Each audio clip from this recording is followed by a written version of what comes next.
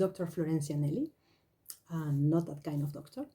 I'm the director of the Communicate Project, a community interest company focused on languages, drama, and the arts.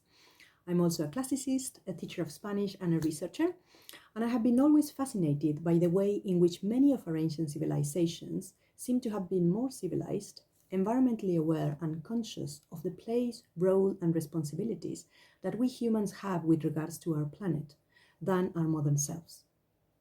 As my contribution to the virtual festival Cheney and Oxford 2050, I wanted to consider how we could benefit from taking a look at our past to better inform our future decisions. We could certainly learn some important lessons about the way in which we can design better cities for the future, and particularly more environmentally friendly ones. And to do that, we are going to go back to the Inca Empire.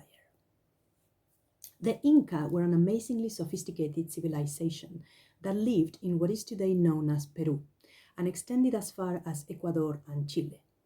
They can be dated back to the 12th century, but flourished in the 15th and 16th centuries until their unfortunate encounter with European civilization.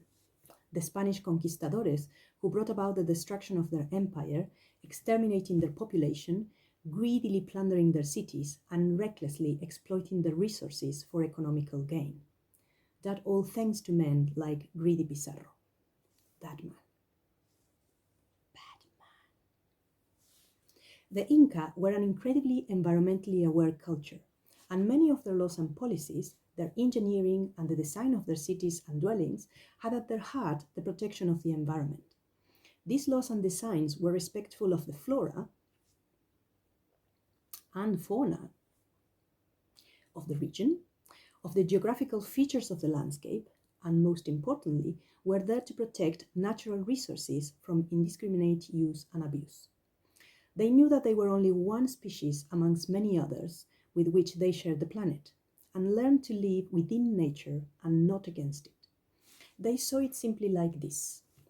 You wouldn't destroy the house you live in or set fire to the larder that stores your food, would you?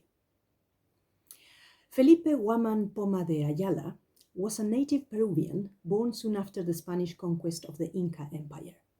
He wrote El primer Nueva Crónica y Buen Gobierno, or the first New Chronicle and Good Government, which he finished in 1615.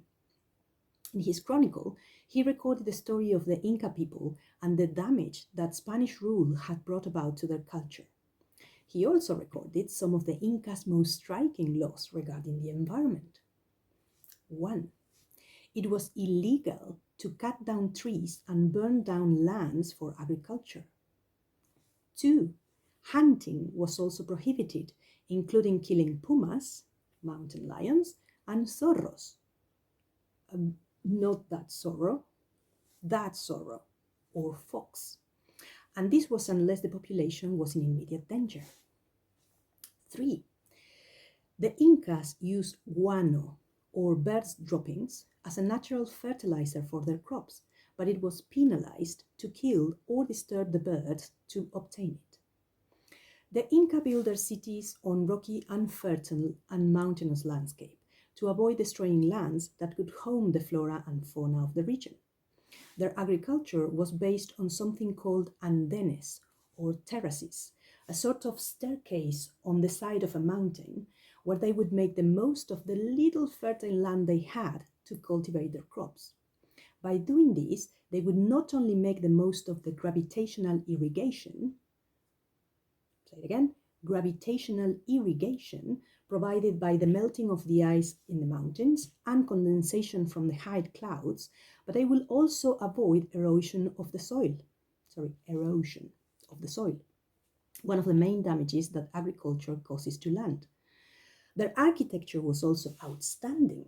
Firstly, they would use their natural environment in their designs, meaning that they wouldn't change the landscape to fit in their buildings, but they would adapt their buildings to fit to the landscape.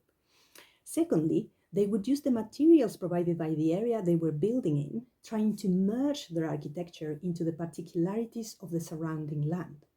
And thirdly, using precisely cut-shaped stones, mostly without any mortar, they perfected a technique that led their buildings to have an outstanding seismic resistance in an area where earthquakes were not infrequent, thus providing the population with some needed housing stability. So, we could learn something from the clever Inca and bring these designs to school. Why not, for instance, collect rainwater and create a system of channels that could be used then to water plants in the school? Have you got some ugly, empty, and sad external walls? You could bring them alive by giving them an Inca makeover, embellishing them with some flowered terraces. Or even better, why not create some veggie andenes, or terraces of vegetables and herbs that you can then water from top to bottom using the rainwater you collected and a gravitational irrigation channel system. Indeed, a gravitational irrigation channel system.